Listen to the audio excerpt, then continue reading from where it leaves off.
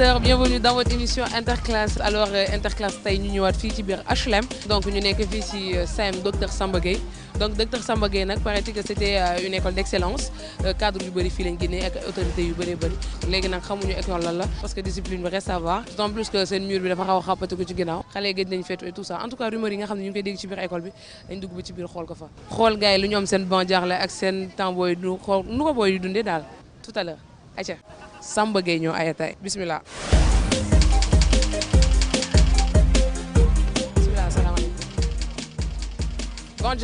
ban jaaxle yéen jaaxlew leen ah man dama jaaxle mooy ma toog nii vous êtes gentil jarul fëgg de ah yéen ñi ñëpp yéen a bokk classe non yow ban classe nga léegi 4e lan moo am ci seen biir école bi ah école bi neex na am na ambiance am na fair play nit ko ñi tax a neex ah dafa neex parce que dafa xumb école bu chouette la c'est sûr ça école bu chouette man élève daal moo waane yow nag loo mën wax ci école bi école bi moom neex na parce que lu ma gën a ne si école bi ñëpp booloo nañ doon benn parce que fii moom man daanaka daaw laa fi ñëw même dama ñëw ñëpp bëggal ma seen bopp. noonu daal la demee léegi yow le fait que mur bi daanu ba pare moom accès facile pour tout le monde nit ñi kenn ku ne di fi dugg du leen indi problème si parce que yenn saa yi salle bi dinañ ci def am na salle yi ñuy def réunion élèves yi di tëb ci ginnaaw kii waaye pour l'instant ñu ngi koy waaj a defar. lan nga mën a wax ci loolu comme moom dafa mel ko ragal micro bi. au fait mur bi mu daanoo élèves yi ils profitent parce que école bi ce n'est pas n'importe quel où ce n'est pas un lieu n'importe quel où ñu ngi sol ay déchirés ay jupes courtes et pour bu ñu ñëwee ci kii bi bu leen gardien bi dàqee ils préfèrent top mur dugg ci biir classe yi avec ses tenues. waaw donc ça veut dire que mur bi amoon na fi solo parce que au moins dina gérer sécurité. waaw au moins dina gérer sécurité mais sans mur bi moom sécurité amoo ci école bi. ñu laaj suñu góor le grand lan nga mën a wax par rapport ak garage Guédiawaye bii nga xam ne moom ngeen jàkkaarloo ak agresseurs yeeg délinquants yi nga xam ne ñoo koy fréquenter est-ce que yéen vous êtes exposé. non déedéet école bi am na sécurité fii sax am na sécurité fii taxaw parce que fii école bu baax la. mais est-ce que le fait que benn sécurité boobu benn nit boobu di gérer seen sécurité dina mën gérer sécurité école élèves yëpp alors que agresseurs la ñoo bëri ci buntu. non déedéet école ñoom bu ñu génnee fii nañuy toog taxaw fii yëpp di waxtaan du am benn sécurité. mais musuñu leen agressé musu leen am benn problème. déedéet. c'est sûr. oui ñaata année nga def chef man dem naa fi 3 ans. oui mosoo fi dégg benn cas. non déedéet. c'est excellent. École bi am na sécurité parce que kii na féex na neex na booy génn tam fii nii yëpp boo solee sa blouse moom lu la daal dañuy xam ne fii nga jàngee neex na xumb na ñëpp booloo nañ loolu moo neex ci. mais ba tey waxagu leen ci question bi agresseur mosu leen tase ak moom ci buntu école. non seen am benn problème ak tuxkat yeeg ñaan seen. non déedéet ndaxte ñoom may ñu leen sax opportunité boo xam ne dinañ mën a dugg suñu école ba ci def yenn yi. mais yéen déjà vous êtes des enfants mais ñoom s'ils sont plus grands que vous nan ngeen di def. ça c'est l'école qui doit prendre ses responsabilités. école ba na mën gérer loolu yëpp ma chérie. waaw dinañ ko mën non seulement duñu mën a dugg ci école bi ndax am nañ gardien. gardien nga foog ne mën na te ay agressé. non damay laaj rek. non mën na mën na. waaw kon man noppi naa du ma waxi sécurité ma jël sama góor ñi fii nag moom sama gars yi ma toog ni waaye defarul leen booy. dégg naa leen ay salle informatique yoo xam ne presque vous les utilisez même pas. non ngeen xamul dara informatique di ngeen bëggul wala nu mu demee noonu. bëgg nañ kañ. léegi lu tax du ngeen koy utiliser. dañoo waxul rek. dañoo waxul rek man da xaw ma lu ma ci wax seen salle informatique bi lu tax du ngeen koy utiliser. ci ñoom la rek ñoom ñoo ñu xaarloo ba tey rek. ok mais ñoom la ñuy xaar rek heure bu ñu paree rek bare nañ. mais amul ay affaire da dañuy cotiser lii wala da ngeen di joxe lee pour mën ko wala discipline le fait que yéen tam ñu jàpp ne école bi ñëpp a indiscipliné moo tax mënuñu leen bàyyil ngeen dem salle FM balaa ngeen rajaxe machine yi. non du loolu. kon lan la. xëy na lii bi la rek des na quelques réglages rek pour mu pare. léegi yow lan nga ma mën a wax booy ci parce que dafa fekk ne élèves yi yenn saa yi dañuy dugg foofu dem ay Facebook di dem loo xam santuñ leen ko ñu koy def ci lii bi looloo gën a tax ñu toj ko. donc le fait que ñoom ñu bañ a dégg ndigal kon toujours on parle d'indiscipline moo tax. d'indiscipline waaw loolu ci la bokk. kon digal dara sa morom. ah ñoom bu ñu demee foofu def lu ñu leen sant rek comme ça bu ñu waxee ñu def ay exposé dañ leen kaa ubbil ubbi ñu ko pour ñu defoo di foo dugg ay Facebook yooyu dañu kaa ubbi fekk pour ñu dem fa jàng lu ñuy jàng moo gën. donc merci beaucoup comme raxas naa ban bi ma dem jël ci ban bi ci des. voilà nous sommes toujours dans la rubrique Bon Diakhé on continue toujours avec yeneen élèves yi nekk fee. élève CM docteur Samba Gueye ça va neen def salaamaaleykum ma toog nii wala fu ma mën toog xajal leen ma nag bàyyi leen si yëfu si def leen yëfu élève yow lay déglu sax. musique. ban musique ngay déglu. Rihanna. yow américaine nga xanaa. ah waaw. non c'est kon noo tudd. man Bolo. non yow Rihanna nga war a tudd yow kay Rihanna waaye Beyoncé nga war a tudd Aïda Choupa pourquoi Choupa xanaa dafay lekk tànga Choupa Choup. ah moom moo ko tuddee boppam de. ah il est trop chou comment ça explique c'est quoi. ay waay Lamine gi rëy.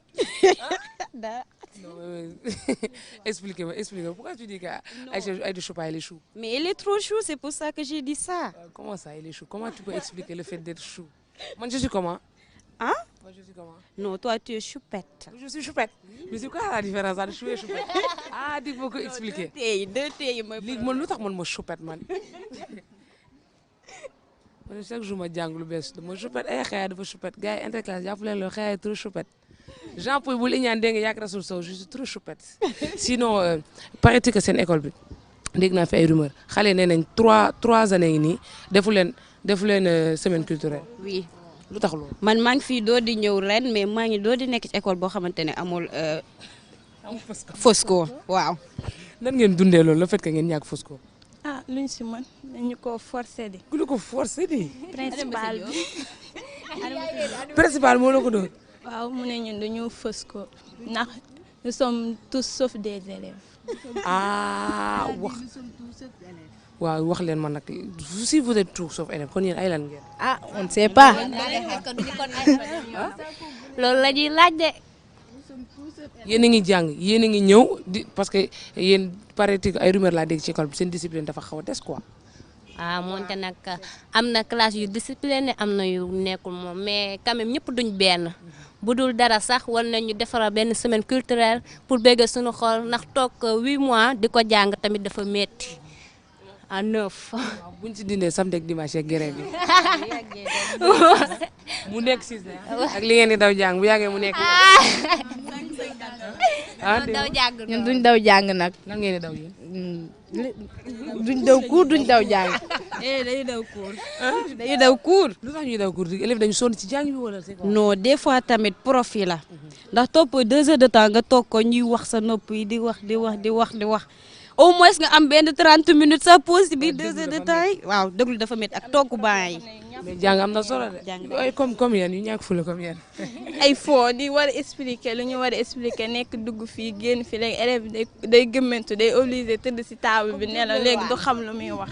may fàttali ko gars yi de di lekk gerte caaf di nelaw ci biir classe yi rek la ñuy def. waaye Aïda yaa ràcc noonu Aïda est-ce que doo xaw a tourner sa siège bi tamit ah loo mën a wax ci sa école yow. man sama école.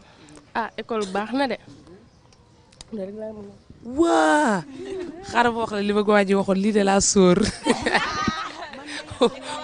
loo mën a wax ci école bi yow. bon école bu baax la dañuy jàngale bu baax élèves yi discipliné nañ prof yi tamit mën nañ jàngale. élèves yi discipliné yow loolu da yow kese ah man de loolu laa gis franchement. est-ce que xam nga ne yow daal topp bëgg a sës. ah defal lool. loolu laa def parce que ma wax su jàngal na ma moo bu bees nee na ma xëyaa naal topp ba géej gi fer ba mu des genn wàllu walaat nga gàllaxndikoo ko Aïda sa coiffure beneen affaire la. c'est naturel. li karaw la nii. waaw. Aïda ku la bàyyi. waxal waay billaay.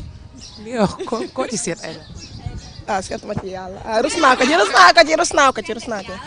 vraiment Aïda d'habitude bu ngeen toogee seen banc bi lan ngeen di faral di wax. oh dañuy jàppise di foo di ree nga xam ne ku nekk soo demee sa kër dañuy def fii dina la manqué parce que ñun la ñuy def fii duñ ko def kër ga waaw.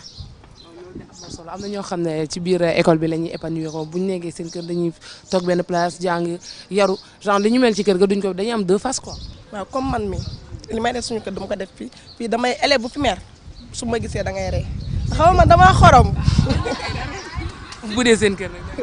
ah foofu moom yëfu dof rek laa fay def waaw di tëb di fecc xaw man moom mooy loolu no stress. Coucou Snap Daya. gars yi ciao ciao ah. classe bi ñi gars yi ñu ngi def devoir ñu xool ñoom tam seen devoir lu ñu joxe. ñu yëndu dafa mel ni ambiance bii ma gis les élèves sont super concentrés mais la plupart sont sortis ah xanaa devoir bi dafa yomb Moussa gis nga gars yi dafa mel ni devoir dafa yomb de la plupart génn nañ classe bi kenn waxu kenn nooyiwul ah devoir bi métti na xaaral ma xaar ki génn am lu ma wax ci devoir bi soo génnee wax ma loo xam ci sa devoir bi ah wàcc leen nii xanaa parewu leen devoir kay leen dox dem acca wax leen ma attends ma taxaw ni yow noo tudd Ndeye Ramadan. et toi Soumaya Diagne. acca ñu demaale léegi devoir lan ngeen amoon Devoir de rédaction. noo gisee devoir bi yow yomb na de saful moom. waaw en fait lan moo nekkoon sujet bi sujet bi dañu waxoon benn bon. dañ ko accusé woon benn vol. tëdd moom. ah bon yow noo ko tojee ah noo ko tojee xanaa tëj rédaction bi rek. ni nga ko def li déggee ma xam. mais qui parle de devoir parle de jaaxle de ah oui. jaaxle woon nga tuuti jaaxle wu ma woon noonu de. pas tellement non. ah en tout cas yéen ñi ñëpp ci devoir bi ngeen bokkoon kaay yegg si noo tudd yow Seynabou Fall. et toi Mariama. yéen ñëpp ci devoir bi ngeen bokkoon devoir bi nan la taree woon wala méttiwul woon ci yéen non méttiwul neexoon na trop. yomboon na yomboon ñaata nga xalaat am man est na 20. yow rek 20. waaw yow 20. yow mi est na 18 000. xam nga waaw mu yow sax tu es dégagable mais ay 20 devoir rédaction en plus yéen ñun ngeen yëpp vous citez la République dafa mel ni rédaction léegi dañuy noter écriture de ak présentation waaw. puisque dañuy ak nombre de rature comme ñun defuñu benn faute ñun dañ fi tëjee suñu ban jaaxle voilà donc on enchaîne avec notre rubrique temps boy lu ngeen def seen temps boy moom laa bëgg xam ma toog nii ne le bismillah fii salaamaaleykum defarul leen de léegi yéen mu ngeen ma wax lan ngeen def seen temps boy yow lu naan déedéet ki waxoo ko kii mën nga koy wax loo def sa temps boy sama temps boy foo loo foo dàkkee bëre def ay yëfu góor daal bëri woon nga doole mais léegi da ngaa jigéen waaw léegi dama jigéen rek kon góore temps boy la waaw dama góore woon def ko à la dip daal ok doon daal nga defoon maa ngi def yëf jigéen waaw bëgg naa passer benn message dip Aïcha man fan si dip laa quoi maa binta si maa ngi bëggee dip lu bëri say dip jeex na maa binta yam nga ma man doo ma bëggee yow tamit lu bëri loo def sa temps boy man daan naa mbokk suuf danaa lekk xeer aka neexoon neex ngay wax ni léegi continuer daan naa kii tamit si foo mu fekk daal maa ngi woon ci góor ñi daal laa doon foowee garçon manqué sax lañu ma doon woowee. garçon manqué daal tendance la woon ci temps boy ma chérie yow nag loo def sa temps boy daan naa élastique daan naa prébam ba daan naa xadaa def. war nga njool élastique nga ba war a mu léegi xanaa mun nga dem basket waa dama basket nag ma chérie dama basket yow loo def sa temps kii li ma def bëri na. wax ñu ñu ci benn anecdote wax ñu li ci gën a lu tar li ci gën a am. yii man dama doon lekk ciment suukar suuf lépp. mais pardon. li di lekk suba xeer yow ciment. léegi xoolit peinture yi sax kii nii li ñu peinture nii. diriya bi da ko doon 15.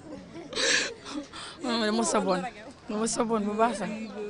wat mata lii de duñ bu benn xale def lool de yow loolu def sa temps boy man ma doon sama temps boy daan naa foo di élastique di xeex maa ngi fàttaliku ma nekkee 6e ndaar léegi maa ngi suñu benn waa classe fu ma fekk rek daf may tooñ di ma napp am benn jour ñu jox ma benn feuille moom jox ma ko mu ne pour ma jox ko sama mag bi ne boo ko jox léegi nag mu jël sama yére fekk boobu dama ko ragaloon léegi si laa dem sama yaay ma wax ko après sama yaay ne ma daf fay ñëw léegi am benn jour mu tooñ ma ma jàpp ko ma dóor ko mu bëgg a dee.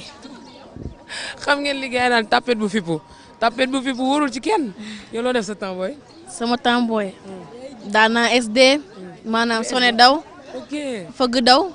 daan naa lekk saabu di tooñ mag yi. gars yi dafa mel ne tey lekk moo xew lekk saabu lekk ciment lekk xeer lekk suuf lekk kew ak lekk lan. loolu kese. toj nga fi yow nag loo def sa temps booy. man sama temps booy dama doon dóorante di dàqe di xeex di def lu nekk daal def naa ko di lekk ay ciment di lekk ay saabu lu nekk daal def naa ko sama temps booy. sa temps booy xumboon na de. merci. mii nag lii nag sa temps ba nga màggee la xanaa. waaw lii bi ma màggee laa ko def. ok nga def ko tendance nii mais lii lu muy signifié. lii tatouage la. da nga tatoué nii. waaw. sa tatouage baax na lu muy signifié. bindu ma si dara de waaye dafa rafet rek. fleur la quoi. waaw ay fleur. mënoon nga see bind xayaa nag mu gën a nice. mu bëgg suñu tur. si yokku waaw. mais ana góor ñi ñëw ñu def suñu temps booy. na góor ñi ñëw temps booyu góor ñi rek yow loo def sa temps booy ba pare. man sa temps bébé parce que yow dafa mel ni booy nga ba tey. daan naa xuloo daan naa xeexaloon naa suñu benn waa classe dóor ko mu gaañu ñu dóor ma. gaañu genre ay xoosu genre yooyu.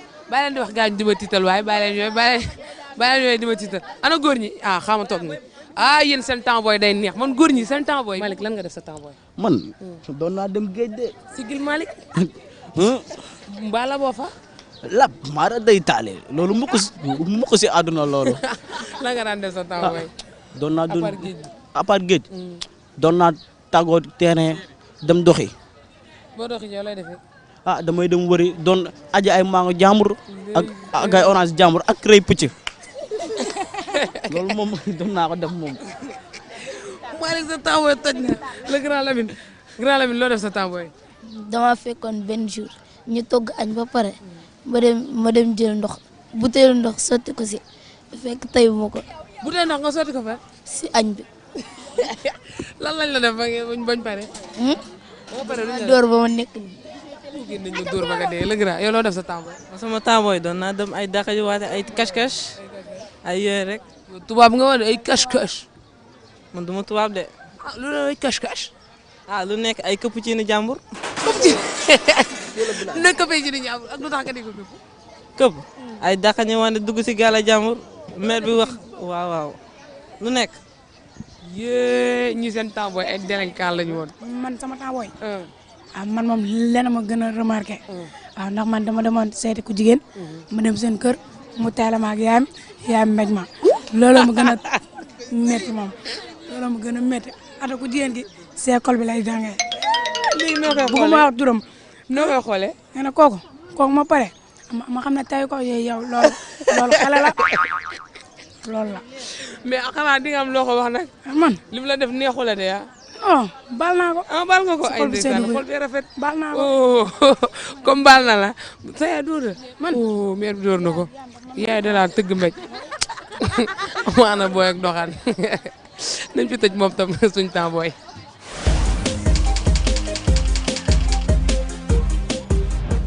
Voilà, on enchaîne toujours dans notre rubrique tendance. Miss Tendance yaa def sa noir et blanc ok yaa ngi ca ak sa mèche bu baax alors Fatou Samba Diop loo ñu mën a wax ci tendance bi.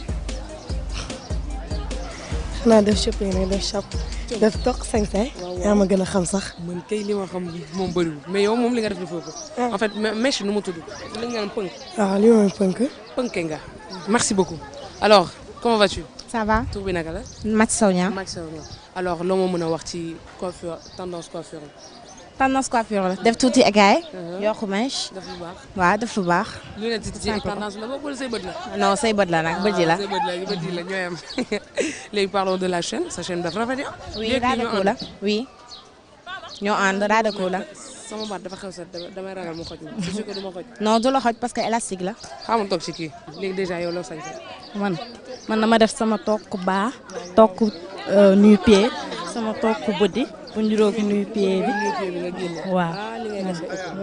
nice ëpp na nice. aja suñu ibaadu bi hijab tendance hijab noo tudd yow. man day ami laa tudd. mais dafa mel ni yow da nga def bu indo bi bu chinois bi wala bu ban bi la. bu indo bi la. bu indo bi la alors noo mën a wax ci tendance indo.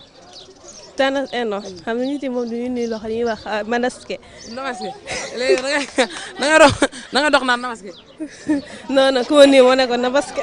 waaw léegi nañ nuyoo ñun ñaar aja namaste namaste merci beaucoup.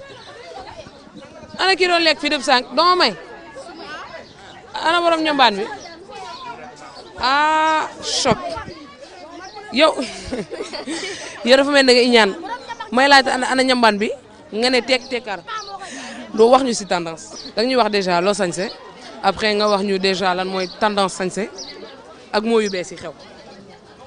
ah sañse ma dara maa def toq ballerine toq nu-pieds jean ak benn haut def ay kaay yokku mèche def tuuti simple. ah say mèche gudd na léegi yan coiffure ñoo xew tendance. ay rasta braid ay mèche feu. waaw feu yi moom seen naa ko yow feu kaay waaye lu ngeen di rey ci feu. Khoudia da nga tendance yow dafa mel star école bi la. Khoudia wax ma ci tendance déjà pourquoi mèche feu yi génne ci tendance bi. wala xamoo. parce que mèche yi dafa rafet en plus temps la. ah nga def lettre rek. def toq guddal rek. déggal loolu. li koy gudd na loolu man ma def toq gàttal. waaw da siy baax waaw. dama yàpp tàngaay. waaw mais sa chaîne dafa nice. merci léegi est-ce que doo ma wax yan moo ñoo génne ci tendance bi. waaw yan moo wax ba mu neex la rek tamit. nga ni tamit. nga ni xanaa. waaw xanaa. ak yeneen daal yoo xamante ni daal wax dëgg daal moo xew daal wax dëgg fa neex. ok. Khoudia fa nga ko teg foofu la. Dieynaba déjà danga may wax déjà sa tendance su afro bi lu tax nga simple def ko afro nii nappi. dara j'aime bien la mode loolu moo tax. ok donc lan moo xew tendance. lan moo génn tendance. pour l'instant. ah c'est pas. ak sa wéy rafet yi wane sa laway yi gars yi xool léegi yow tey lan ngay def si tableau bi nii di ko effacer dafa am avis boo war a bind. monsieur Diop moo ma sonal moom moo ma koy effacer loolu dafa ma fatt.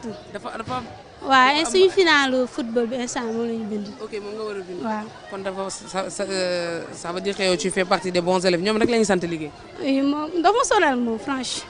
mais ki la bëgg moo la sonal du dégg. waaw aju kon ñu remercier monsieur Diop. mais est-ce que su ma paree di ma wax après lan moo amaat ci tendance. comment sa tendance mes chers. non man nag dama reetu mèche. man rasta laay def. li ay rasta la. waaw. ok dreadlocks. yàlla bu mu rey yow nag. feu bi cëm nga gars yi li ñu doon wax feu ngoog feu dafa xew de gis nga loo mën a wax ci tendance mèche tournel nii. loo mën a wax ci tendance mèche bi. coiffure bi tendance mèche bi dafa xew rek moo tax. moo tax ñëpp lay tuuti. est-ce que du woon feetu Pâques. waaw seenu moom noonu la demee. ay fans ngeen. ay fans Abiba.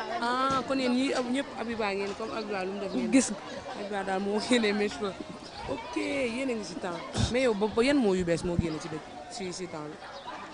man nag vraiment man nekkuma ci ay genre moo yooyu nag. ci yan nga du ma ko fekk. man daal naa jàng naa wàcc su ma jàngee naa ñibbi wàcc. yaa ngi sa tendance baax na ana xale tendance yi am na ay xale tendance Moussa toppal sama baaraam jëlee ma xale bi gis nga nu mu mel kay yow kay yow tamit foo daw jëm ma chérie noo tudd tur bi naka la. Ndeye Fatou Mbaye. Ndeye Fatou da nga sañse ba pare di daw wax ma li nga sañse pourquoi nga choisir nappi. pourquoi mu choisir. nappi. daa référé la moo tax ma def ko. ok c'est simplement c'est ça karaw la. waaw c'est naturel. c'est naturel lépp nice. lépp ok. léegi du ngeen ma wax yéen moo ñoo génn bees. dégg na bàyyi sa xel mi ngay cokotaan. mooy da Babacar Ndiaye. ko tay toobu la ko dara jaral. ana mu kay. balancé ko. balancé sa yaram sànni sa yaram ñu dampal la ko. ak lan ñaf ak ban Ibadou kay léegi loo mën wax ci tendance. tendance yi xew kii moo Ibadou moo xew waaw dafa rafet moo dàq mèche waaw déedéet. lépp nice lépp ok. seen mooy tendance lan la yéen du dara parce que boo ko tàmmee mooy gën mais boo tàmmul boo demee ba jamonoy tàngaay affaire bi da lay fat waaw. ana sama copain kay kax ma président wax ma mooy ci tendance bi inanam neenam kang ak lan sama fuse wang ak lan oui wa fa laa koy tëjee damaa gis lu ma tiital tendance bi ba ñu bëla ok bon on enchaîne avec notre rubrique noo ko déggee moom mais damay ñëw gauche booy dem droite ma ñëw droite booy dem gauche bu ngeen ñëw benn place ça va boy. ça va bien naka mu tur bi naka la. Pa Omar. alors Pa Omar est-ce que mën nga wax ni ñuy waxee ci français. nit ni tey garabam. ah. nit ni tey garabam. nit ni tey garabam. boobu de xaw ma ko. alors ndey bi ni ñuy waxee en français nit ni tey garabam. nit ni tey garabam. yoxo su na de. yow nag ñoo tudd. Ndeye Fatou Djité. ni ñuy waxee nit ni tey garabam. je sais pas. ni ñuy waxee nit ni tey garabam. ni ñuy waxee nit ni tey garabam. L'homme est le remède de l'homme. Le remède de l'homme. tàccul loolu. Quoi? nit ni tey garabam. L'homme est le remède de l'homme. Ok. Deuxième bonne réponse. On continue. yow yaa may laaj. nan la ñuy waxee caxabal ci français. mooy caxabal. caxabal. nii la leen. bal caxa. ah. bal caxa. léegi rof galgal. loolu mooy ipon sewa nege. kay. mooy kaw sugar yi ak ban. xooñ. alors grand la.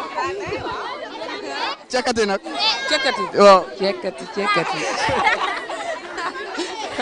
nit ñi tey garabam. L'homme est le remède de l'homme. ah ak yow. wóorul de waaw. wax loo xam def loo xam boo tëddee nelaw yow nag. xamoo ko mais yéen lan ngeen moo mën a wax ci école bi. ah école bu baax la mais daa bëri ay banditisme surtout ñu veillé ci ay banditisme yi merci. agresseurs yi nekk fii ci buntu école bi. waaw vraiment ak lan booy loo wax loo mën a yokkal ci. lan. loo mën a wax ci école bi. école bi mur yi tabaxaguñ ko mool yi yooyu yëpp dañoo war a tabax mur yi pour Fosco bi commencé amaat. parce que sans mur yi du ngeen def Fosco. loolu dafa mel ni dégg nga booy wax nañ ko waxati ko. Adja Diop mu nga wax tuuti ci docteur Samba Gueye. école la si docteur Samba Gueye. dañoo ne député la woon. que ne docteur la woon aussi. waaw kese. waaw. la personne docteur Samba Gueye. la personne. ba sa xel mi ngay jox daan quoi. ok non la personne docteur Samba Gueye si boppam. xaw ma waaw non man xaw ma ko man tamit. au moins Google may nañu docteur Samba Gueye xam nga ne. docteur bu aay la woon. mais. docteur en la woon. docteur en la woon. foofu moom xaw ma ko. alors Boniface loo xam si docteur Samba Gueye. il était un très grand homme. non c'est seulement loolu kese laa xam. alors Seynabou loo xam ci docteur Samba Gueye. moom xaw ma ko nag. moom ci dara ci moom. du jëm tuuti sax. nekkoon na daal ku baax rek. waaw Sénégal de ku dee baax na. alors loo ma mën a wax ci docteur Samba Gueye. non mënoo la si wax dara. ci kan nga mën a wax dara. man. ci monsieur Diop. monsieur Diop waxal ci monsieur Diop. waxal ci monsieur Diop. monsieur Diop daal baax na daal loolu laa si xam. merci beaucoup moom la def na promotion monsieur Diop. si docteur Samba Gueye. non mënaguma la si wax dara.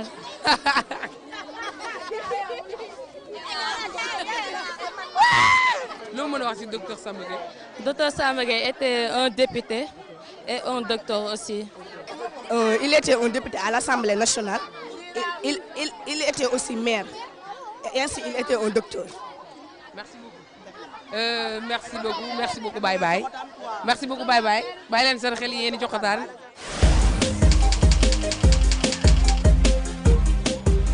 waaw ñu def suñu rubrique ci ngeen bokk avec monsieur Diop. D'abord, on a leçon. Vivre la plus belle journée aujourd'hui. Tenir la plus belle chose au monde, l'amour. Tenir la plus grande nécessité, le bon sens. Pratiquer la plus grande distraction, le travail. Pratiquer la plus grande action, le pardon. Éviter la véritable infériorité, la peur. Éviter la vraie faillite, le découragement. Éviter la plus grande erreur, abandonner. sauvegarder la véritable valeur l'honnêteté lii de xam naa ne ku koy appliquer di nga am lu bëri bon ñu yéeg dugg ci biir fekk ji monsieur Diop surveillant discipline. Alors monsieur Diop, quelles sont les difficultés que vous avez que vous rencontrez dans votre travail ici à l'école? Bon, par rapport à la discipline, bon, je peux dire que les élèves, leur comportement laisse à désirer.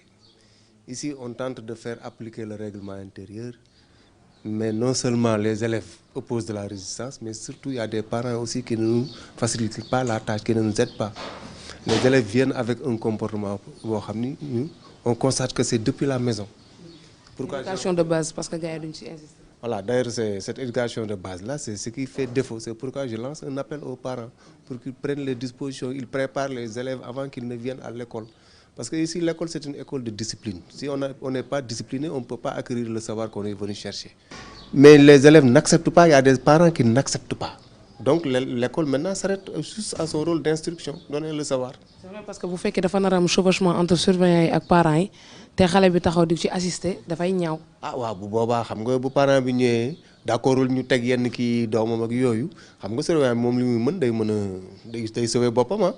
day sauver boppam daal di limité wu def li mu war a def pare ci rendre compte. Sinon nous sommes déjà dans la salle informatique déjà nu ma gisee état machine yi je suppose que c'est infonctionnel.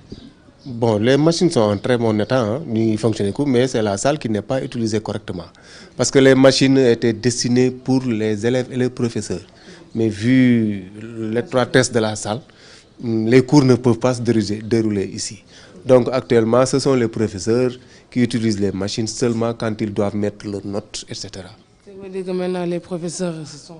Les professeurs sont là-bas dans une seule salle avec les surveillants, le principal, les parents d'élèves, les élèves, tout le monde dans une seule salle.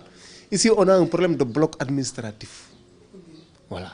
Donc, moi, je lance un appel aux autorités qui vont entendre que l'école Samba Gueye, qui date de 1963 jusqu'à présent, il n'y a aucune évolution sur le plan des bâtiments, etc. Mais paraît-il qu'il y a beaucoup d'autorités qui sont sorties de cette école? Effectivement, il y en a beaucoup. Il y a même des ministres qui sont sortis ici comme élèves, des ministres qui sont sortis ici comme enseignants, des autorités étatiques, mais ils n'ont pas soutenu l'école. Donc, peut-être que ce sera l'occasion, s'ils nous entendent, qu'ils prêtent un peu d'attention à l'école Dr Samba Gueye, qui a été une école d'excellence. Mais maintenant, nos résultats sont en baisse parce que les infrastructures ne répondent pas. Par rapport aux activités culturelles, élèves yi organisé depuis presque 3 ans. Waaw wax nañu dëgg d'ailleurs loolu ñun ñu ngi koy réccu bu baax a baax parce que xam nga élèves yi aussi pendant 9 mois ñuy jàng war nañu am benn semaine boo xam ni comme que waaw et puis seen droit la sax règlement moo leen ko jox mais malheureusement ici à Samba Gueye mënuñu ko organiser parce que le mur dafa daanu depuis 2014-2015 mu insécurité totale moo fi am te gis nga école bi dafa nekk en face le garage Guédiawaye ñëpp xam nañ ko fii ci Dakar agresseurs yi.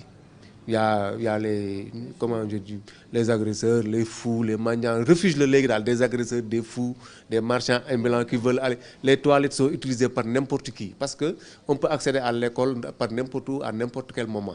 Même le gardien qui dort ici n'est pas en sécurité. D'ailleurs, l'école a été cambriolée en début d'année. Lorsque les parents étaient en train d'inscrire leurs enfants, les agresseurs là qui pensaient que nous gardons l'argent ici, ils sont venus, ils ont dévalisé le bureau du principal de la surveillance, mais malheureusement pour eux, ils n'ont pas trouvé d'argent. L'argent était déjà à la banque. Heureusement pour nous. Alors, monsieur Diop, lan nga mën a wax tey ci élèves yi ban conseil nga mën a joxe? Dañu war a xam ne ay élèves lañ dañ ñëw ci école pour wut si ñu xool seen comportement xam ni surveillants yi fi nekk yi ñu fiy fekk professeurs yi ñoom ñoo tax ñu toog fi. Lu ñu sañoon ñun ñooy raw ci école du Sénégal yi ñooy raw ci école du Dakar yi donc man li ma leen di woo rek mooy dañu waxtaan ak seen surveillant bu leen waxee ñu xam ni c'est dans leur bien xam nga ñu xool seen comportement jéem a appliquer le règlement intérieur jéem a correct dans leur tenue jéem a wut li ñuy wut am ko daal di continuer seen études c'est ça voilà. Merci beaucoup monsieur Diop. Je pense que tout ce qui devait se dire vous l'avez dit et puis moi tam leneen li ma wax je le tourne toujours vers les parents ak vers les élèves discipline volonté loolu mooy mën tax nga sa jàng mën a jaar yoon si tu n'es pas discipliné pour nga jàng day métti si tu n'as pas de volonté tam pour nga jàng day métti donc élèves yi comme d'habitude interclasse pour yéen la pour ñun la pour professeurs yi ak parents yi que tout le monde se voit dedans na ngeen nekk daal na neex comme d'habitude ah monsieur Diop en tout cas je vous remercie merci beaucoup je pense que vous aurez gain de cause inchallah. Comme d'habitude ñu ngi suñu rubrique dama bëgg jàng rubrique bi nga xam ne ñu ci bëri moom la ñu xaar parce que mooy rubrique bi nga xam ne mooy faral di conscientiser booy yi ci chance bi ñu am pour jàng ba pare di ko fooye moo Fatou Diouf yow da nga nekk ci buntu école bi di fi nan nga jàngatee xale yi ni ñu mel ak ni ñuy def ci école bi. ah rafetlu ko rek bu ñu sañoon ñu jàng gën ci élèves yi gën a mun jàng waaw ndax xale mooy doon mag ëllëg te ñaanal yàlla ñu toog ba jàng ba at me ba yor seen ndey ak seen bàyyi bu ñu sañoon daal ñu jàng góorgóorlu bàyyi fo bi ndax jàng lañ leen sant vraiment jàng bi lañ rafetlu daal waaw. moom yow jot nga jàng. waaw jot naa jàng waaye soriwuma ci nag CM2 rek laa waaw. alors tey jii xam naa soo amoon occasion di nga continuer sa jàng. bu baax sax dama ko réccu sax li ma bàyyee ndax ñàkk jàng baaxul boo jàngulee xar ngay doon xale dafa war a jàng waaw ñu jànguloon dañ koy réccu waaw moo tax jàng rek a am solo. loolu am na léegi est-ce que mën nga ñu nettali loo xam ne moo la gën a marqué ci temps yi nga doon jàng. temps yi ma doon gën a jàng buñ ma nee jàngil léeg-léeg ma jàng bañ a egg léeg-léeg ma toog ba ñu wàcc ma wàccandoog ñoom. monsieur bi waaw nangoo ma jàngi bu ngoon jotee monsieur bi ñëw ne ana tening ma ne ko maa ngi nii ma la dafa def absenté. da ngay absenté jékki-jékki apparaître ci classe. ah déedéet damay absenté du ma dem keroog classe ba ñibbi mais monsieur bi day ñëw kër ga seet si ma. tey ngeen ko maa ngi absenté la bi no tey. foo nekkoon ma ne ko damaa ñëw ba ci yoon bi rek toog ba ñu wàcc mu wàcc ànd ak ñëw waaye rëcc naa ko tey bu baax a baax. kon ginnaaw ci loolu noonu nga xam ne rëccu nga lan nga mën a waxaat booy. ñu góorgóorlu njàng moo ko yor boo jàngul nekkoo nit boo jàngul xar nga nañ góorgóorlu jàng yore seen njàng mi njàng lañ leen sant vraiment ñu bëgg nañ ñu jàng. Merci beaucoup maman. Comme d'habitude on vous remercie par rapport à cette rubrique ñu dem jëlee beneen ñu dem waajal tëj jël Interstar yeeg bonus yi looloo nar a neex.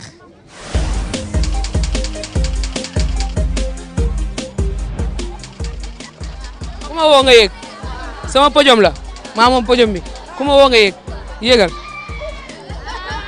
aja tàccu leen voilà merci beaucoup. waaye daal jor doomam mu yónni ko mu ne ko ne dama nga jëndal ma si boutique bi vinaigre mu daw mu fakastalu daanu mu ñëw naan salaamaaleykum borom bu dee jaam bun gargar wàccal. benn waay la woon moom dafa am loxo boo xam ne day lekk bu am loxo boo xam ne du lekk léegi nag benn maçon woo ko ne ko kaay ñu añ mu ne ko ma suun naa mu ne ko kaay ñu añ mu ne ko suun naa léegi nag mu jël loxo mu ndaw bi di lekk rek mu ne ko léegi mu jël loxo mag bi di lekk mu ne ko Philippe mu ne ko booy frappe may rey.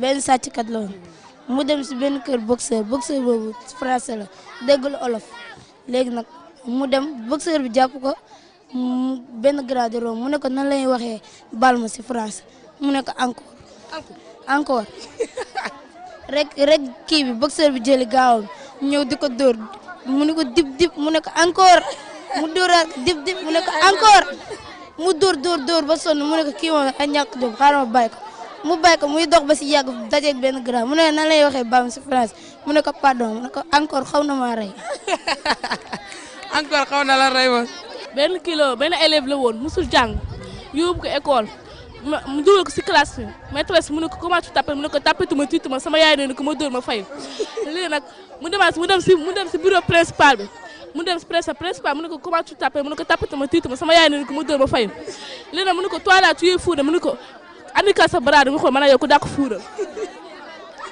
Ali la woon ak Ibrahima Ali lu mu jënd Ibrahima jënd ko Ali lu mu jënd Ibrahima jënd ko benn jour nag Ali ubbi boutique bi ni si alimentation générale Ibrahima ubbi boutique bi ni si Ibrahima alimentation générale. benn paaloon mu dugg ay kër maçon di sàcc amulum sàcc mu sàcc ba pare di génn dëgg peel bi dëgg père bi ma xam loxo lay fete. ana rapport yeeg waykat yi ku mën way na yeeg ku mënul nga toog. ma demoon Angleterre ma sàcc pomme de terre ñu doon ma fin di fer ma tëb parenthèse ma daje sama père mu jox ma njëgum reer. waaw nga ànd ak moom. sama koñ dafa neex waa fiw ënd pënd dafa neex ba du jeex dañoo siiw duñu pëndal solo naaj fa noppi kiling rawatina neel ping dañoo fët duñu civil am na mbër am na joueur am nañu fit duñu peur am paga aéroport waxuma laak basketteur fàtte ma waa alliance yéen ñëpp a ngi si biir booy bëtt seen bopp xalaatuñu yàq biir acalam 1 jàpp 6 bentali ba Colobane yéen ñëpp a am jom baagéeni moom sa réew yéen ñëpp a booloo wolof njaay daan na wax doole mooy booloo ay seen alliance ñëw da judd barki démb baagéeni fa la juróo ndax ñoo bokk ngeem xalaat ñu daal dañuy wekk jàmm salaam nañuy dox loolu fépp bépp gox ku ko amul na nga yox balaa ñu lay teg ay sox. asalaamaaleykum mala bandi Colobane paka du ma laal jasi du ma laal asib lay sango waxoon na la bu ko ëmbal nga dem di ko ëmbal ba munatul lëmbal si libyani di ni yëmbal. ah tey Interstar ak Buña.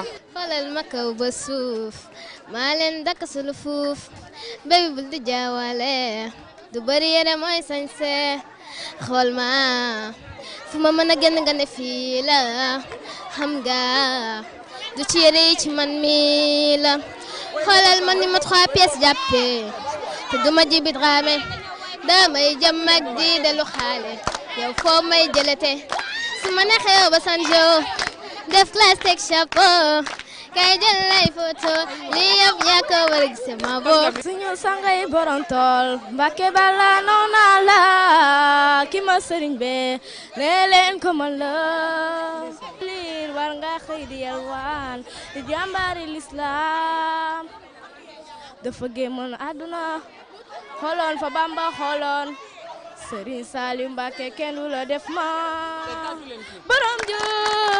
borom jàppandal borom xel kom jaane borom janatu. merci beaucoup.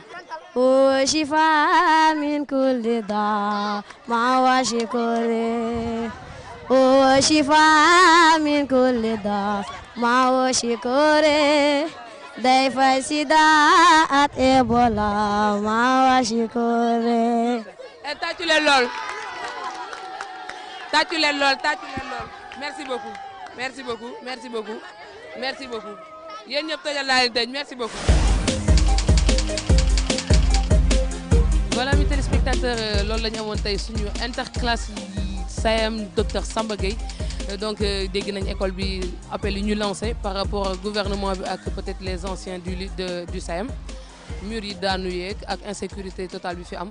ba tax na xale yi amatuñu fu ñu mën divertir parce que seen semaine culturelle mënatuñu ko organiser donc je pense que l'appel a été lancé gars yi déglu ngeen ko te ngeen wuyu si leen gis nañ ambiance bi fi amoon léeb yeeg Interstar way yeeg ambiance bu seen ban jaxle bi ak Tamboy et cetera donc duñ def lu dul tëjee fi interclasse comme d'habitude ma remercier Moussa Sock mi nga xam ne tey moo nekkoon ci caméra bi Jean Pouy ak Rasoul Sow ñu doon réaliser Thioune mi nara monté émission bi Label Coiffure suñu partenaire comme d'habitude moom mooy def coiffure nice na de ah maa ngi ci biir de ah merci beaucoup donc la Bayette 77 179 18 16 du ku ñuy présenté nekk fële ci Liberté 5A à part ça di remercier les fans de Interclasse Khaya Family du ma leen fàtte à chaque fois yéen yéenay njëkk bu ma ko waxee bu ma ko waxul yéen yéenay njëkk di remercier bu baax ñi nga xam ne le 17 avril ñoom ñoo rendroon sama anniversaire lu neex a neex a neex donc mention spéciale à vous tous Aïda Dem mi nga xam ne moo togg reer bi surprise bu dala Oumou Kassoum je te remercie Aïcha Nabou Maman Bibiche Sali yéen ñëpp fàttewuma kenn gars yi indi gâteau yu bëri yooyu noonu gâteau yi ba tey des na mu ngeen ñoo ñama du ma ko fàtte 20h pile avant même le jour J Dira Vivo avec toute sa famille Odile avec ses belles chansons Chouchounette Dani même waa Mbour Flo Papichou de Dira yow tam du ma la fàtte say way daaji na ma ak bébé Cha je vous remercie hein merci beaucoup ciao ciao kaay leen woyal ma joyeux anniversaire wala du ngeen dem